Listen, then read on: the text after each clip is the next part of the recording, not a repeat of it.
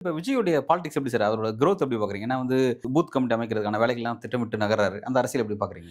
கண்டிப்பா சார். அவர் அடிமட்டத்தில வந்து அந்த கட்டமைப்ப வந்து கொண்டு வரணும்னு பார்க்குறாரு. அவர் வந்து திரும்ப சொல்ற மாரி அவர் பாஜகவுக்கு ஆதரவா வந்து திமுகவுக்கு போற ஓட்ட பிரிக்கிறதுக்காக இருக்காருன்ற விமர்சனங்கள்லாம் இருந்தா கூட, அவர் தனிப்பட்ட அவருடைய பெரிய எதிரி யாருன்னு பார்த்தீங்கன்னா, அவர சுத்தி இருக்கிற அட்வைசர்ஸ்.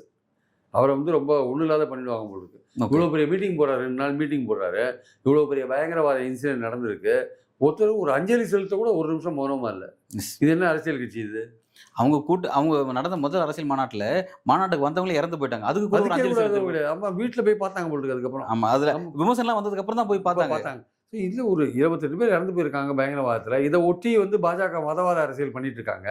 அதெல்லாம் நீங்க வந்து கொள்கை எதிரின்றீங்க பாஜகவ.